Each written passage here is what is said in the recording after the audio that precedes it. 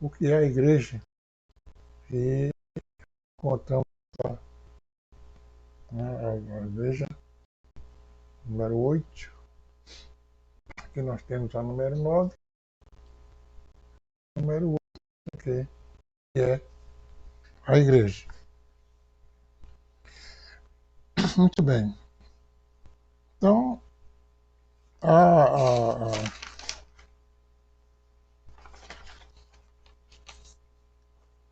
nós temos no nosso cabeçário,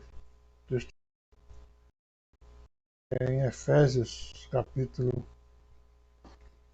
5, versículo 27, que nos diz que 27, para apresentar a si mesmo a igreja gloriosa, sem mácula, sem ruga, nem coisa semelhante, mas santa e irrepreensível. Muito bem. Então nós temos que entender que na Bíblia, quando ela fala de igreja, ela tem vários significados. Você pode entender a igreja de maneiras diferentes. Por exemplo, essa em Efésios 5, 27, que nós acabamos de ler, ele fala da igreja gloriosa, que logicamente, se entende que é a igreja espiritual. Para apresentar a igreja gloriosa, sem mácula, nem ruga e tal, isso é a igreja espiritual. Nós temos, logo lá nesse adiante, uma pergunta que eu achei interessante. Ele diz que o que é a igreja? É o lugar onde vou todos os domingos, certo? Certo e errado.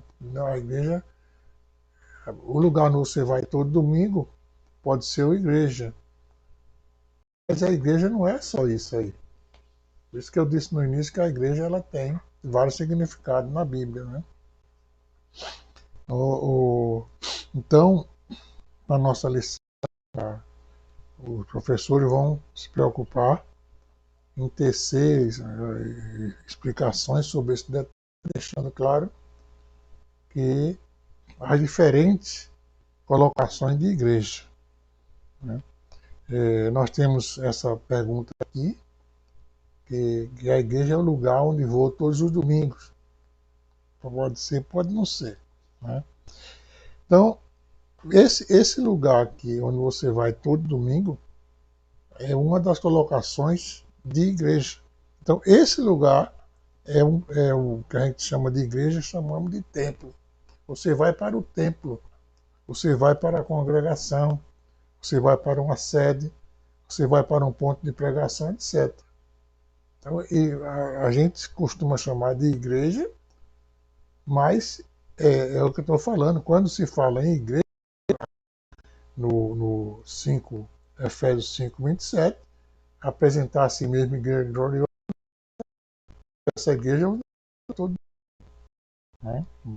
Completamente diferente. A igreja o templo, a congregação, também é chamada de igreja. Nós temos em 1 Coríntios 11, 18, vamos ler aqui, 1 Coríntios 11, 18, que nos diz: porque antes de tudo, ouço que quando vos ajuntais na igreja, há entre vós dissensões e em parte eu acredito. Então vamos prestar atenção aqui. Ele está dizendo: eu ouvi dizer que quando vocês se ajuntam na igreja, há entre vós dissensões e tal, e eu acredito nisso. Ele está dizendo aqui. Quando vós se juntais, há dissensões. Então, vamos analisar. Ele está dizendo: quando vocês se ajuntam na igreja. Quem se ajunta na igreja? Alguém se ajuntou na igreja. Então, essa pessoa que se ajuntou na igreja não era a mesma igreja que ele se juntou, certo? Então, a igreja espiritual, levada pela igreja matéria carnal, ela se juntou na igreja material. Então, por isso Paulo diz, quando vocês se ajuntam na igreja, vocês espiritual e humanos se ajuntam na igreja física, existem exceções. Então você veja, ele está dizendo aqui, quando vos ajunta na igreja, onde é que se ajunta? Na igreja. Quem se ajunta na igreja? A outra igreja, a igreja espiritual, a igreja militante, que é a igreja espiritual junto com a igreja militante. Então você tem aqui três igrejas. Tem a igreja templo, tem a igreja que se juntou no templo e tem a igreja dentro da igreja que se juntou no templo, que é a igreja espiritual. Então Jesus, dando prosseguimento, Jesus é o fundamento dessa igreja, né? Nós temos em Coríntios 1, 13 e 11, que diz assim, 13 e 11, que diz assim, porque ninguém pode pôr outro fundamento além do que já está posto, o qual é Jesus Cristo. Muito bem. Aqui nós estamos falando de fundamento. Fundamento é uma base, é uma estrutura, né? Então, ele diz que ninguém pode pôr outro fundamento além do que já está posto. Nós sabemos que existe muita gente aí tentando colocar outro fundamento, tentar fazer igreja diferente, mas não consegue porque existe um fundamento forte que é Cristo, conforme está escrito lá em Mateus 16 e 14, que diz que 18, que diz que sobre esta pedra edificaria a minha igreja. Então é um fundamento forte, é uma pedra, né? A pedra, a rocha que é Cristo, né? Então sobre Cristo está edificada a igreja, e não é um fundamento fraco que venha ceder com qualquer coisa. Então a igreja é, na verdade, um corpo vivente, um corpo atuante, né? Corpo espiritual. Cristo é a cabeça e os fiéis são os membros desse corpo. Assim como cada um membro tem uma atividade no corpo, cada crente tem uma função no corpo de Cristo. Né? Em Efésios capítulo 4, vamos ler também, Efésios capítulo 4, rapidinho aqui, nós temos 4 de 11 a 16, que diz: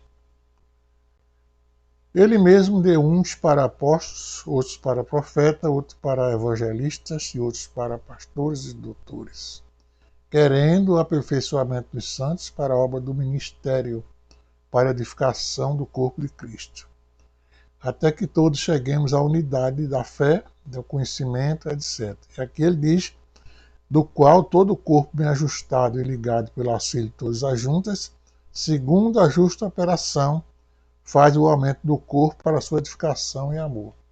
Então, aqui no 11, ele mesmo deu uns para apóstolos, e outros para profetas, e outros para evangelistas, e outros para pastores e doutores, querendo o aperfeiçoamento dos santos para o ministério.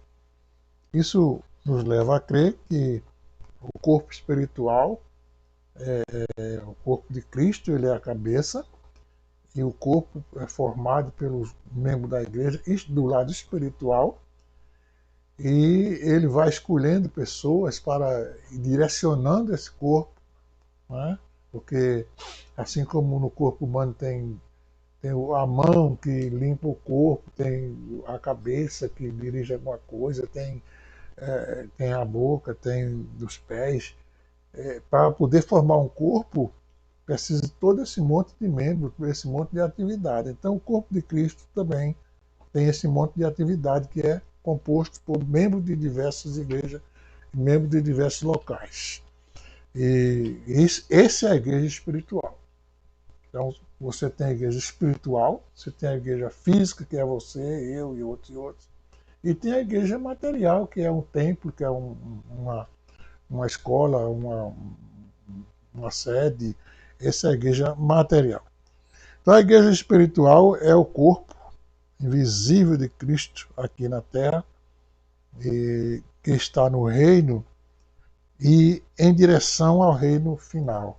Isso é importante porque nós estamos no reino de Jesus Cristo, quando veio, disse: o tempo está cumprido e o reino de Deus está próximo. Arrependeu-vos e crede no Evangelho. Então ele abriu a porta para o reino. E essa igreja que vai entrando nesse caminho do reino, ela um dia chegará no reino final de Cristo, onde ele entregará essa igreja ao Pai. Né? E essa igreja é composta por milhares de membros, pessoas físicas que aceitaram a Jesus e são fiéis. Então, essa parte são fiéis é importante porque a participação dessa igreja física para a igreja espiritual requer um filtro, né?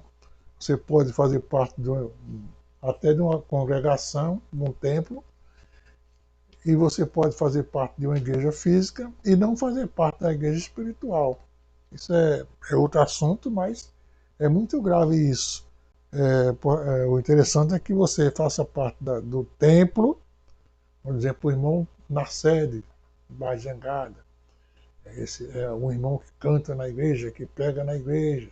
Então ele é um irmão que tem uma igreja, ele participa da igreja, mas será que ele está na igreja espiritual? Ele está marchando?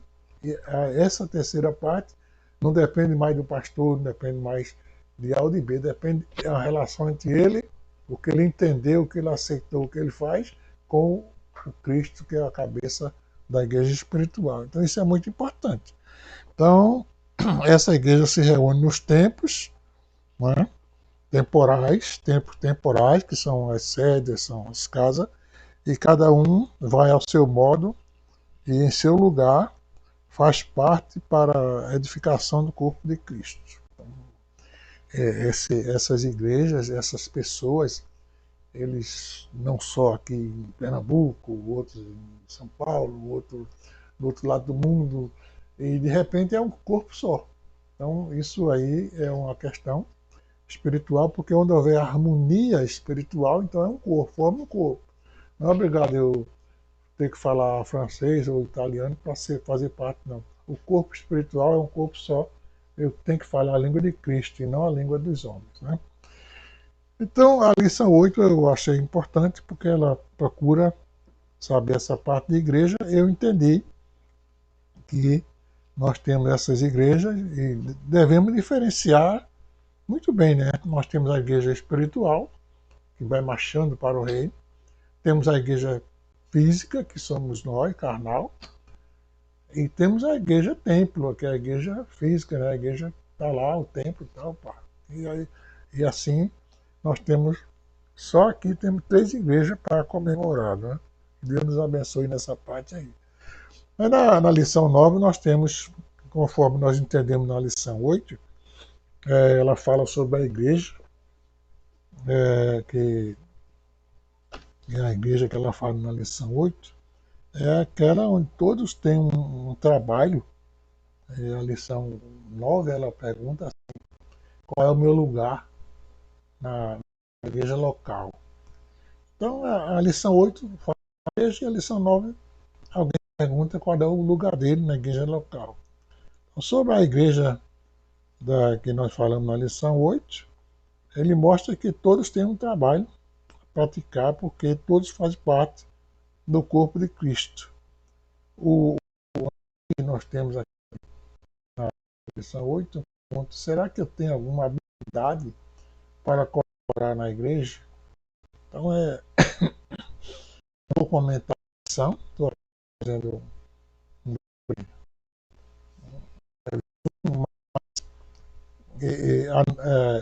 as nossas habilidades, segundo a Bíblia, não são importantes para Deus. Deus, quando chamou o apóstolo Paulo, ele era cheio de habilidade, mas ele não foi pela habilidade dele que ele foi chamado. Né? Então, se você está preocupado em ter habilidade, Deus capacita os que ele chama, não é a sua habilidade que vai lhe dar um cargo na igreja, que vai lhe dar uma posição. Ajuda sim, porque você vê que o trabalho que Paulo fez com todo aquele estudo dele, várias línguas, Pedro não conseguia fazer. Mas, no lado espiritual, são iguais. Né? Então, Deus capacita. O que Deus capacita os seus. O que define a chamada é a fé, a dedicação, o respeito, a hierarquia, né? Você pode ter muita habilidade e achar que é maior do que o pastor, maior do que sou melhor do que todo mundo, tal, pode ficar difícil. Mas não é por aí. Então, a igreja como organização tem suas normas de conduta, e costumes, regras e deveres. Por isso existem membros, batismo, ceia, ordenanças e mandamentos. Nessa questão, na 9, sobre aqui, ó, qual é o valor, membro, passo, porque as pessoas que participam de uma organização, eles têm que primeiro verificar os direitos e deveres daquela organização, que é chamado regimento interno de toda a congregação, de toda a organização, não é só a igreja. Toda organização, até um clube de futebol, tem o seu regimento interno. É quem vai reger a forma como você deve se conduzir. A igreja tem suas normas, baseadas na Bíblia, outras não, mas ela tem suas normas de conduta. Então, você, se você quer ser membro de uma igreja, não é questão por que eu tenho que ser. Você tem que ver se a igreja ela exige que seja. E, mas eu não quero ser, então você não pode participar de uma igreja que tem uma ordem e você não quer cumprir. Você procura uma igreja que seja de acordo com o que você pensa. É melhor para todo mundo, né? Então não podemos participar de uma organização sem direitos e deveres. A fidelidade, o respeito para com ela, né? Com a organização. Então, no caso da Igreja do Senhor, fica mais difícil ainda, não estamos respeitando os pastores, dirigentes, mas sim a pessoa do Espírito Santo. E isso é muito grave para a nossa caminhada espiritual. Então, quando você faz parte de uma congregação, de uma igreja, e você não quer seguir os mandamentos, não quer se batizar, não quer dar o dízimo, não quer as ordenanças da evangelização, porque tudo para você forma, você tem sua maneira de agir, então você não está indo contra o pastor, não, você está indo contra a pessoa de Cristo, porque o pastor é apenas um membro do corpo de Cristo, ele não é o corpo. A direção da igreja não é o corpo de Cristo. Nós somos participantes do corpo de Cristo. Então, quando você dá um chute no pé de uma pessoa, você não chutou aquele pé, você chutou a cabeça. Quem sentiu foi a cabeça. Então, você tem por que que ser membro? Eu tenho que ser batizado? Tem que ser, mas se você participar daquela congregação, você tem que participar também dos deveres e direitos da igreja. Qual o valor do membro na igreja? Não é questão de valor. Qual o valor que você quer ter? Não tem negócio de valor. Você não vai ser membro para ser valorizado. A palavra de Deus diz assim, que quem quer ser o maior torna-se o menor. Então, não é porque você é membro que vai ter um valor diferente dos outros. Né? Você vai ter mais certeza de salvação, você tem aquele prazer de participar da ceia, da ordenança da casa do Senhor. Certo? Então, Deus abençoe cada um assim, que procure os do que é uma igreja e como participar de uma igreja para continuar fazendo melhor a obra do Senhor. Amém? Que Deus nos abençoe.